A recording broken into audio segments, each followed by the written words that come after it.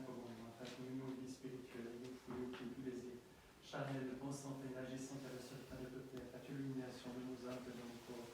Ô Christ, notre Dieu, nous te rendons gloire avec ton Père éternel, ton Esprit très saint, bon et vivifiant, maintenant et toujours et dans les siècles et des siècles. Amen. Que Dieu, par l'intercession du saint et glorieux apôtre et évangéliste Luc, m'accorde d'annoncer la bonne nouvelle avec force pour l'accomplissement de l'évangile de son Fils bien-aimé notre Seigneur Jésus-Christ.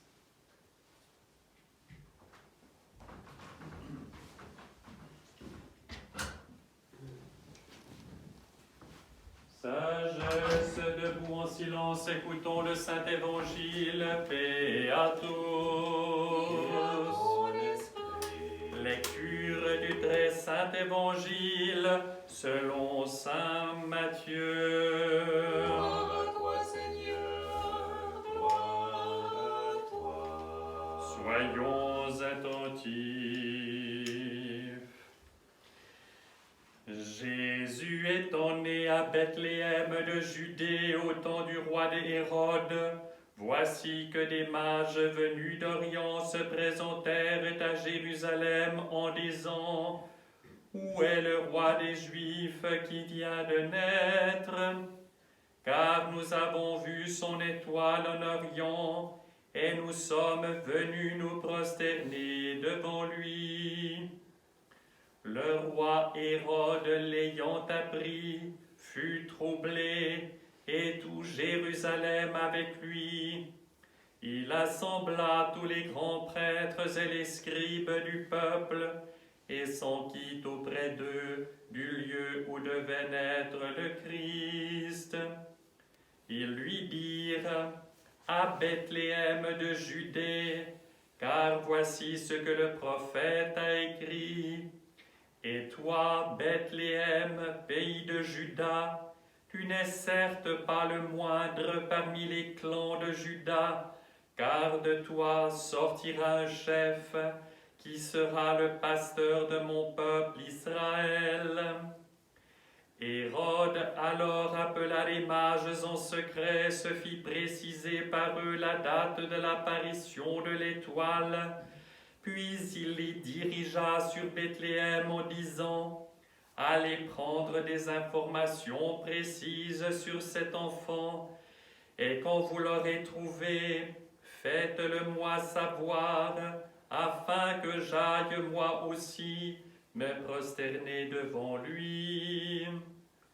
Sur ces paroles du roi, ils se mirent en chemin. Et voici que l'étoile qu'ils avaient vue en Orient se mit à les précéder, jusqu'à ce qu'elle vint s'arrêter au-dessus de l'endroit où l'enfant se trouvait. La vue de l'étoile les remplit d'une grande joie.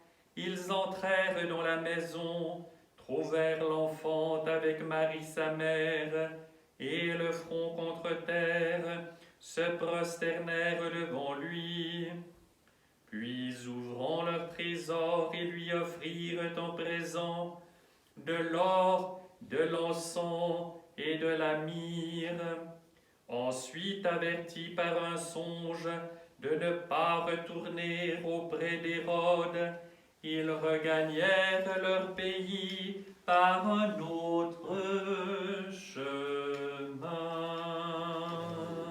Gloire à toi, Seigneur, gloire à toi.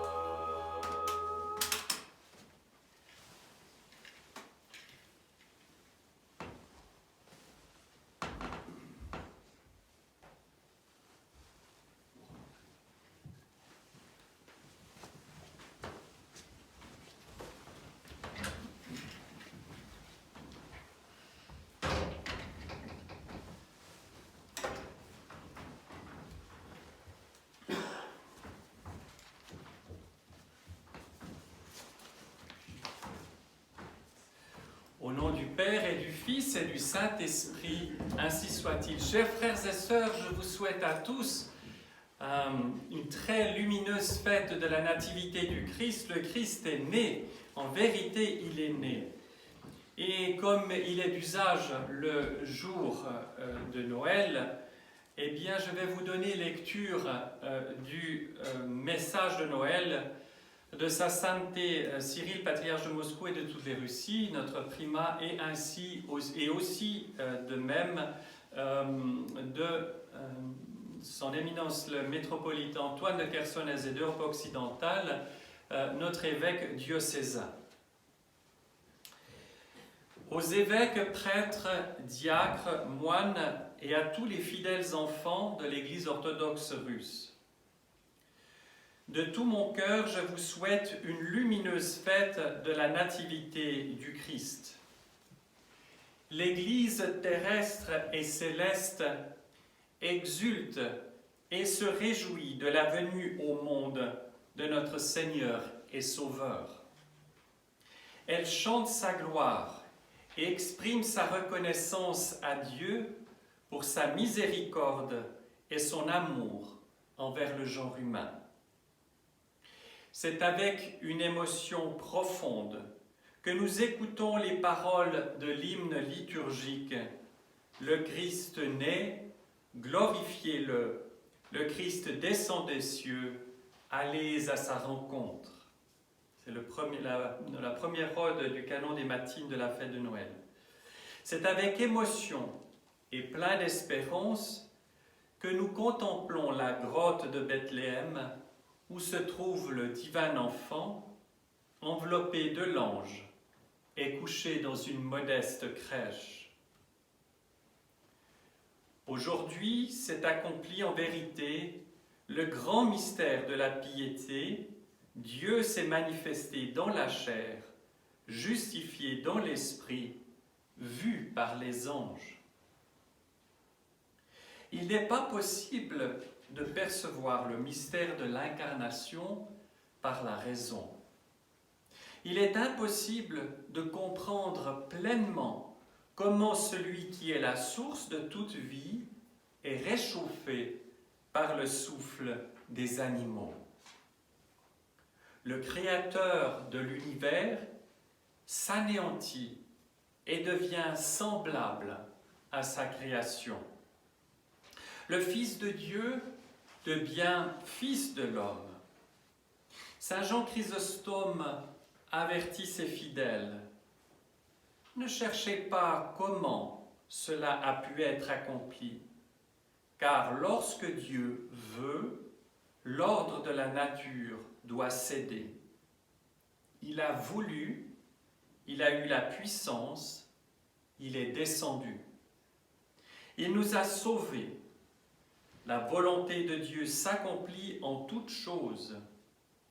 Aujourd'hui est né celui qui est. Celui qui est devient ce qu'il n'était pas, car tout en étant Dieu, il devint homme sans abandonner sa divinité. C'est tiré de l'homélie de Saint Jean Chrysostome sur la nativité de Jésus-Christ. En célébrant la fête salvatrice de la nativité du Christ, nous réfléchissons à sa portée spirituelle et à sa valeur pour toute l'humanité. Mais il est également important de penser à la dimension personnelle du mystère de l'incarnation de Dieu, car ce n'est pas par hasard que nous nous adressons au Seigneur dans nos prières en l'appelant Sauveur. Nous savons par nous-mêmes que l'homme seul n'est pas en mesure de surmonter le mal qui règne en lui, même s'il s'y applique de toutes ses forces. Aucun traitement psychothérapeutique, aucune pratique dite spirituelle ne peuvent combattre le péché qui atteint profondément l'âme et qui corrompt la nature humaine. Il n'y a que Dieu, et lui seul, qui puisse guérir et restaurer l'homme dans sa beauté originelle.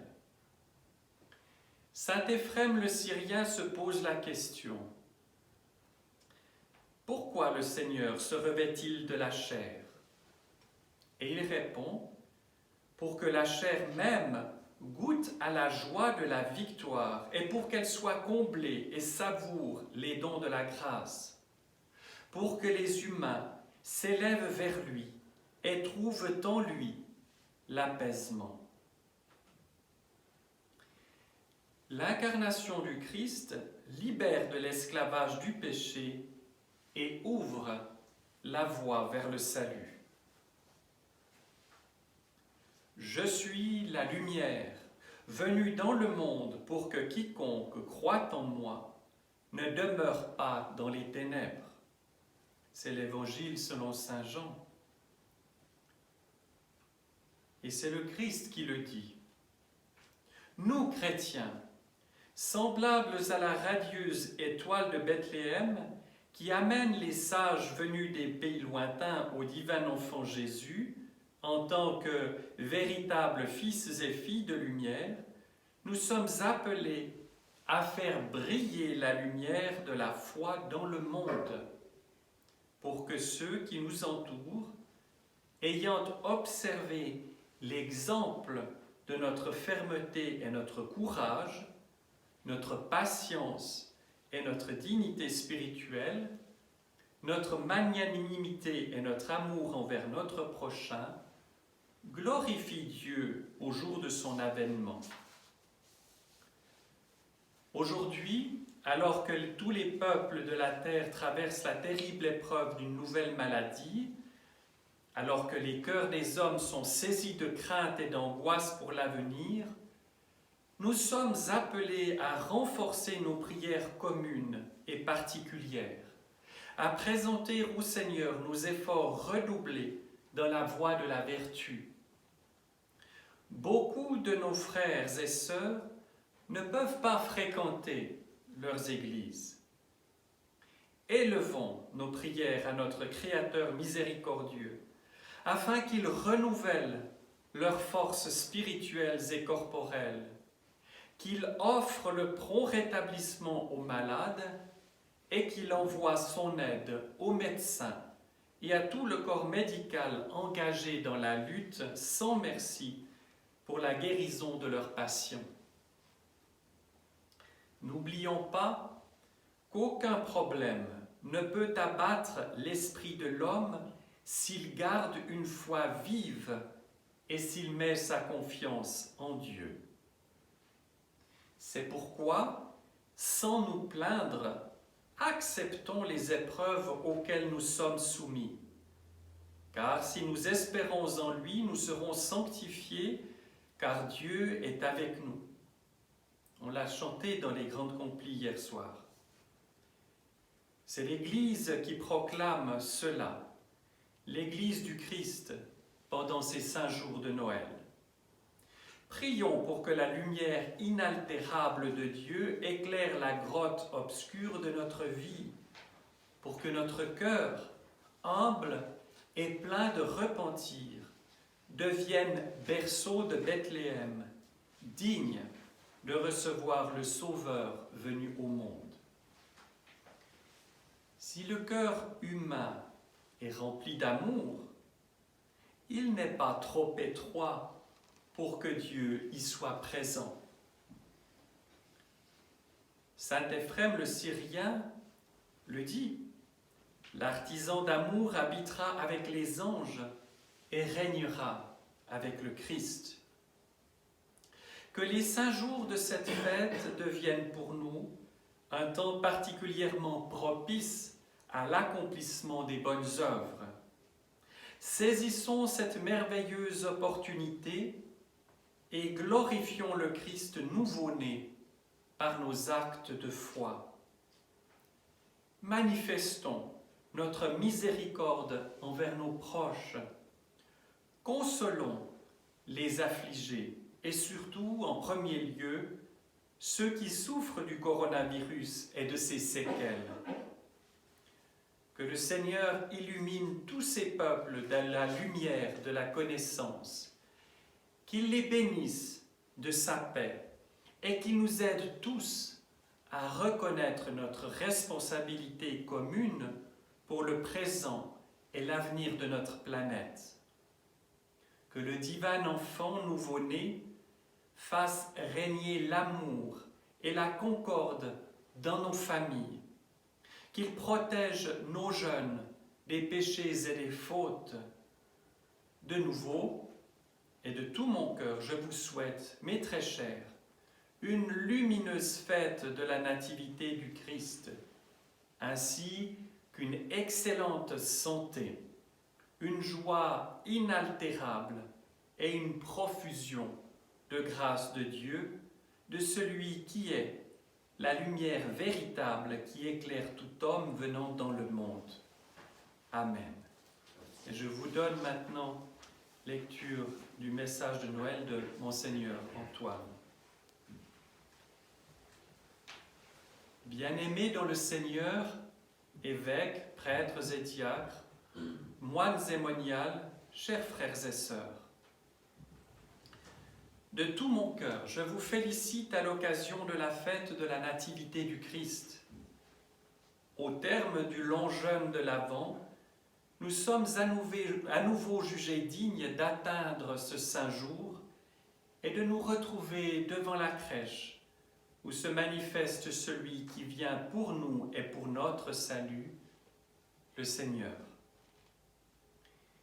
Il a plu à Dieu de frapper aux portes de ce monde, même si ce dernier ne l'a pas attendu, même s'il ne l'a pas accepté. Dès les premiers jours de sa vie terrestre, le monde déchaînait toute sa colère contre celui qui, dans l'humilité et la douceur, apporte le salut à la terre et ouvre les portes du royaume céleste à l'humanité. Mais bien que le mal soit profondément ancré dans la nature humaine, ce même mal a été renversé par l'amour de Dieu, et cette victoire est un véritable gage d'espérance immuable. Cette année, nous célébrons la fête de la Nativité du Christ dans de rudes conditions sanitaires. La pandémie du coronavirus a fortement changé notre quotidien. Ce que nous trouvions auparavant habituel et ordinaire devient aujourd'hui inaccessible. Ce qu'auparavant nous n'apprécions pas se révèle aujourd'hui fort précieux. Dans le passé, nous ne prenions probablement pas au sérieux la vraie portée de notre santé, de nos relations avec la famille et les proches, de la prière dans la maison de Dieu, à chaque fois que notre cœur le souhaitait. Nous étant retrouvés face aux privations et aux épreuves, nous apprenons à réévaluer notre propre vie. Au seuil de cette nouvelle année, lorsque nous examinons le bilan de l'année passée, apprenons, comme nous l'enseigne le saint apôtre Paul, à rendre grâce au Seigneur pour tous ses bienfaits et à déceler en tout la providence de Dieu, elle qui nous guide sur le chemin menant au royaume des cieux. En regardant les épreuves que surmonte l'humanité, nous, croyants, ne devons pas nous décourager. C'est au contraire avec espérance, en nous tenant devant la crèche de Noël, que nous devons regarder le divin enfant qui nous tend ses bras. Nous croyons que celui qui a brisé les portes de l'Hadès et qui par la mort a vaincu la mort, notre Seigneur, ne tardera pas à affranchir le monde de l'épidémie dévastatrice, à apporter la guérison aux malades et à consoler les affligés. Mes Seigneurs, Pères, frères et sœurs, je vous adresse mes vœux les plus sincères à l'occasion de la Nativité du Christ et du Nouvel An. Que la nouvelle année nous soit paisible et glorieuse. Et c'est signé Antoine, métropolite de Chersonèse et d'Europe occidentale, exarque patriarcal en Europe occidentale.